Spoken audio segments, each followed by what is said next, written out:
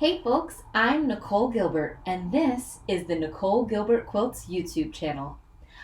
In today's video, we are going to go over the construction of the Kapow block, which is based on the Kapow pattern by Joanna Marsh of Kustom Kwilts. And I do have a link to the pattern listed below in the description. So, first things first, let's dive in.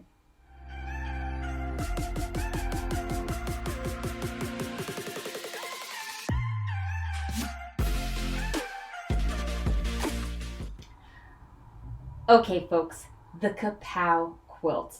Isn't it just so much fun? I have made mine here today using Tulip Pink's Daydreamer fabric, and then I wish I could say what the background fabric was. It is like this raw hand-drawn polka dot. I don't recall when I got it. I typically, when I find a good tone-on-tone white background, white fabric, I just buy a ton of it because I know I'm going to use it for background fabrics. I don't usually like to use plain white fabric. So I don't know when I got this or where I have it, but I have tons of it. So I use it quite a bit. It's a favorite.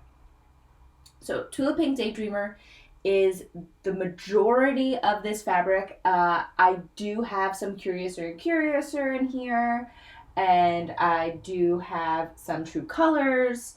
I think I even might have some Slow and Steady in here. But anyway, it's a lot of Tulip Pink. It's a fun time. And to make a Kapow quilt, you will need the same amount of fat quarters as you have quilt blocks. Okay, so what does that mean? Now, the pattern, which again I have listed in the description below, you have the option of making a baby, a throw, a twin, a full, a queen, or a king size version of this quilt. The blocks stay the same, you just make more of them. And so for this one, I did the throw, which is a 3x4, so 12 blocks in total, which meant I needed 12 fat quarters. And you cut those fat quarters according to the directions into an A, B, and C portion of the block. And then you mix those up, and that's how you get this fun, bright, crazy mosaic that we've got going on here. Now, I actually chose to do 13 fat quarters, and that's because I am going to make one extra block to turn into a pillow, because I just think this is the perfect block to make into a pillow. It's a 16-inch block. It's a nice star print. It's bright, it's fun, it's vibrant, and I just really love making pillows. I do have another tutorial coming shortly, and so when it does get released, it will be in the description of this video, or you can find it on the main channel page, Nicole Gilbert Quilts. Okay, back to the topic at hand. Now, you have your quilt pattern, and we need to cut our fabrics. And as I said before, we're going to cut our fabrics into A, B, and C fabrics. And then you'll also have the background, which is the white. And so we're going to head on over to the cutting mat where I've got all of my fabrics set up. So I will see you there in just a second. Okay, folks, so here we have our Kapow quilt pattern, and we have cut our fabrics according to the pattern's instructions. And so we have an A, B, and C cut of fabric. Okay, so this is A, this is B, and this is C. And in addition to that, we also have our background fabrics cut in various shapes for the different parts of the block. So the very first thing that we're going to do with our fabrics is we are going to take, and I do this slightly out of order from the quilt patterns step-by-step directions, because my sewing machine, if I followed the directions exactly in order, I would be switching my presser foot, the feet in and out, and I would also be changing my guide beam on my machine. Or if you're using like cluck cluck sew tape, you might be shifting or just kind of using a different line. And I don't like to do a lot of back and forth. So I do this first step first, and then I can go to the other foot and then use that for the remainder of the construction. So the first thing that I am going to do is I am going to take the 4 larger B squares, and I am going to take the 8 background squares. And now I'm going to snowball the corners. So I'm going to go ahead and go to the sewing machine and do that, and then I will be right back. Okay, so we are back from the sewing machine, and again, I used the larger B square and the square background pieces to snowball the corners, making these little, I refer to these as house blocks. And once they're done, you're just going to set them aside. And so you'll have 4 of them all together. I did want to point something out, and this will continue throughout the entire process. I press my seams open because there's kind of a lot of convergence of seams that are going to happen with these stars. It's kind of inherent when you're making a block that has this many seams that you're going to have some nesting, and while you could, all press to the same direction, there are going to be places where it gets quite bulky. And I just find that the easiest way to get around that, and the most consistent way to get around that, is to just press all of my seams open. So I press my seams open. You will notice, and I'm sure you noticed also in the intro when you could see the quilt behind me, you can see this white background fabric seam showing through the front.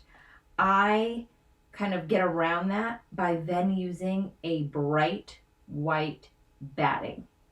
And so what that ends up doing is just kind of continuing that look, and then it blends the seam allowance back into it so that once it's all fully quilted, you won't see that anymore.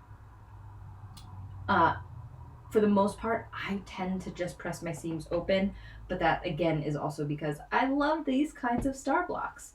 Okay, so we've snowballed those, and now we can go back to step 1. Because like I said, I do them slightly out of order so I can do that, get that out of the way, and now I can put my 1/4 inch foot on my machine and I can sew the rest of the way through. And what you're going to do now is you're going to take the 3 remaining B squares. You are going to take the smaller of the 2 C squares, and you will take your 2 large background squares. And we are now going to do 4-in-1 half square triangles. And so if you've never done a 4-in-1 half square triangles, I do have a tutorial that will walk you through this step by step. Again, you can find the link to that tutorial in the description below. It will be very helpful. But what essentially you're going to do is you are going to take one of your B squares. Every single one of these half square triangle sets will have 1 B square, and then the other square will either be the C or the background. Okay, so let's take the C and the B square, and we'll place them right sides together, and we'll line it up. You want to get it as perfectly as possible. We'll line them up, and what we're going to do is, using a 1/4 inch seam allowance, we are going to stitch all the way around this square. So this is a great time, if your machine allows you to do so, to use the pivot feature, meaning you get to the end, your needle's down, your presser foot raises, and you're then able to rotate your fabric. So stitch down, needle down, presser foot up, rotate stitch down, and then repeat, rotate, stitch down, repeat, rotate, off. And then once you have that 1/4 inch allowance sewn on all 4 sides, you are going to rotary cut this on the diagonal in both directions. And you'll end up with 4 half square triangle pieces that are ready to be pressed and trimmed. Okay, folks, so I'm going to go ahead and do that, and I will see you in just a bit. Okay, folks, so now that we are back from our sewing machine, we have 12 trimmed half square triangles. We have 8 fabric B and background fabric half square triangles, and 4 fabric B and fabric C half square triangles. Next, what we're going to do is create flying geese units, and we're going to make 4 flying geese units all together. To do that, we're going to need the remaining fabric C square, and we're going to need the 4 medium-sized fabric A squares. So that's your remaining fabric C and the 4 medium-sized fabric A squares. And what we're going to do is we are going to cut this fabric C square on the diagonal to create 4 triangles. And then we are going to cut the fabric B square on one diagonal to create 8 triangles. And then from there, we will piece them together. I'm going to go ahead and cut these so that you can see what I mean. I will show you right now. So, from the fabric C square, we're going to go ahead and let me get a larger ruler than that. Okay, so we are going to line up so that we are overlapping these corners. Please ignore my hair if it gets in the way.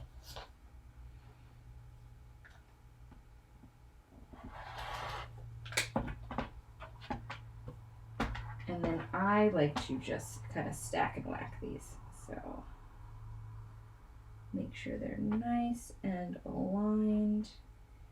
They may not be exactly perfect. That's kind of the nature of us being human. But we'll get them as square and perfect as we can.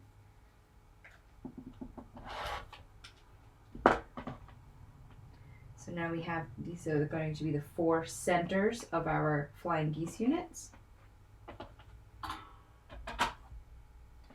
And now again, I like to stack and whack these.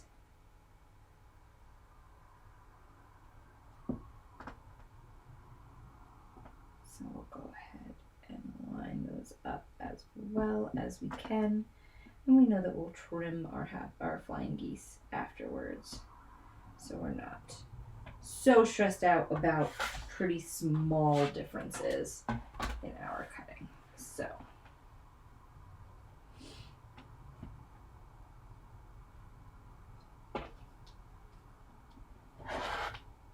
and that was a giant mistake, but that's okay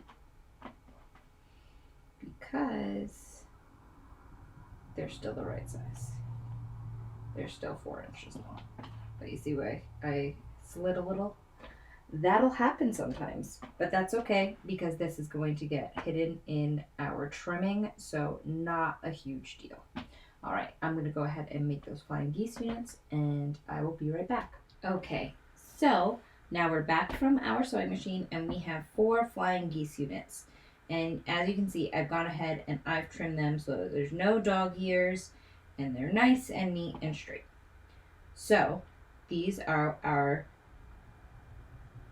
fabric C, fabric B, half square flying geese units. So now we basically have all of our components that we want to put together in order to create our Kapow block.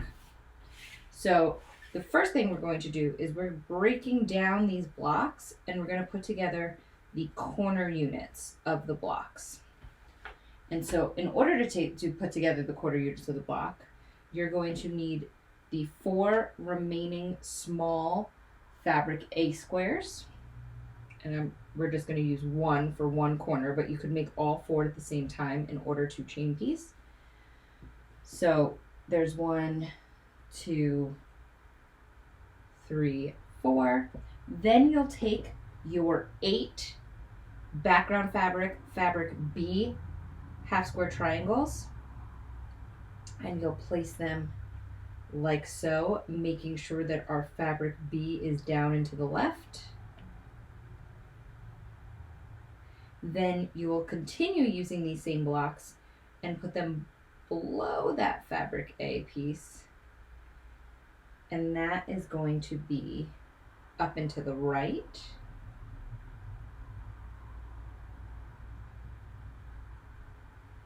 And then we will take the fabric B, fabric C half square triangles, and you'll make sure that fabric C is down and to the right.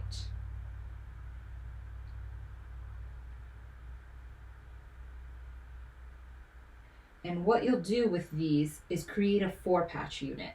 So we'll sew fabric A to the background B half square triangle, the background B half square triangle to the background, to the C, B half square triangle. Woo!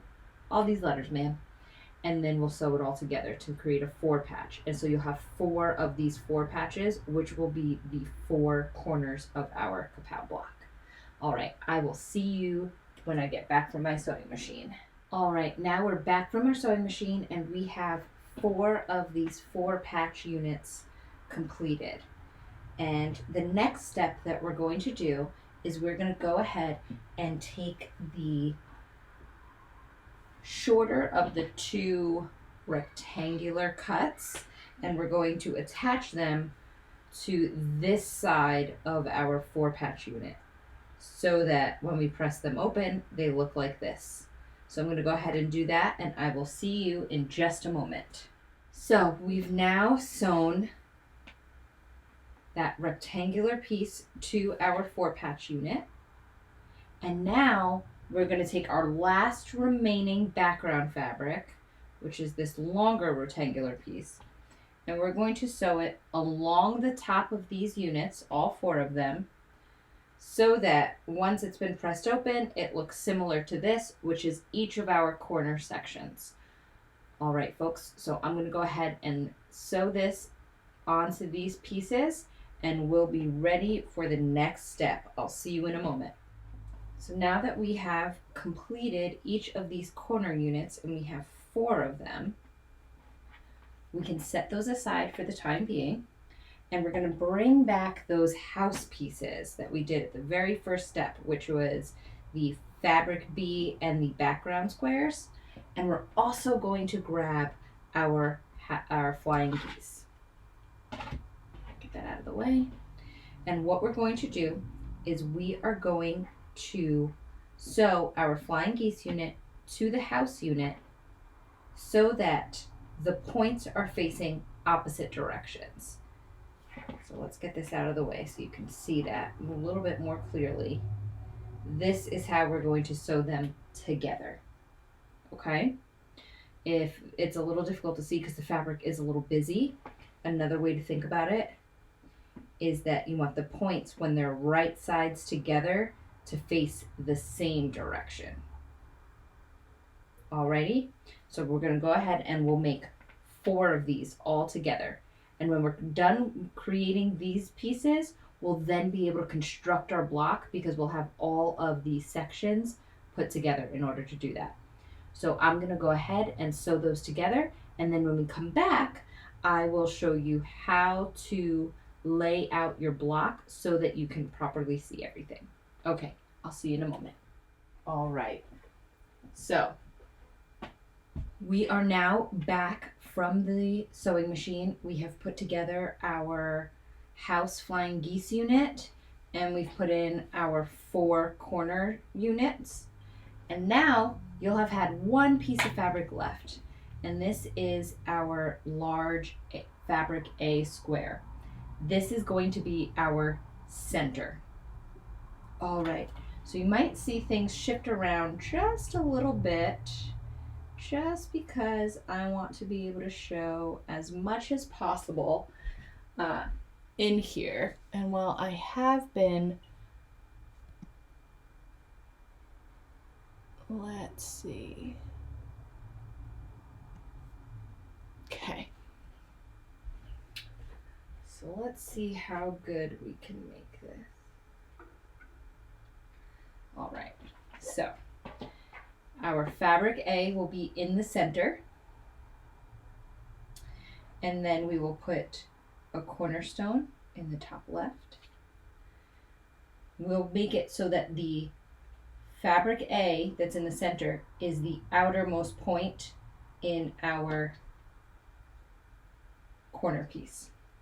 Then we're going to put together one of our house blocks, and it is going to be with the flying geese unit closest to the fabric A square. This will allow us to create this center sawtooth star.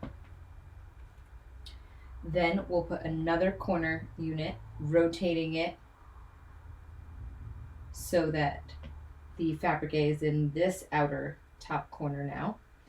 And then we'll put another flying geese unit here, and you can start to see the sawtooth star coming together. And we'll put this bottom piece here, and another flying geese unit, and corner piece, and our final flying geese unit. And now you can see the layout of how those star blocks come together. Isn't it so much fun? It's so bright, it's so lively, and it's different with this implied circle that's created with our half square triangles and our flying geese, and our solid big sawtooth star in the center, and all of these pieces out around the edge. This explosion, this kaboom, or kapow, if you will. Ha, you see what happened there? So this again is our final block. So I'm going to go ahead, sew this all together, just doing it row by row, and then sewing all 3 rows together. And I will see you once that is complete. All right, so now we have sewn all of our rows and columns together for our blocks. And this is what we have. We have a completed kapow block. And you will repeat these steps for however many blocks your quilt top requires. I have done the throw here, so this is 3 by 4, which is going to be a 12 block quilt. You can do a 3 by 3, making a baby-sized, crib size. Or you can go up to 4 by 5. You can add borders. You can go 5 by 5 and then also add borders. This is a great quilt because you can build on it as much as you want, and the fabric requirements are very straightforward. So again, if you are interested in making the Kapow quilts, please go ahead, visit the link below in the description to purchase your own pattern. And if you are interested in that 4-in-1 half square triangle tutorial, the link to that is also below in the description, as well as when it goes live, a link to a tutorial in how to turn this block or any block into a pillow cover. So thank you so much. I had a blast with you all today, and I look forward to seeing your block soon. You can follow me over at Instagram at Nicole Gilbert Quilts or on Facebook at Nicole Gilbert Quilts. I cannot wait to see what you're doing. Have a great day.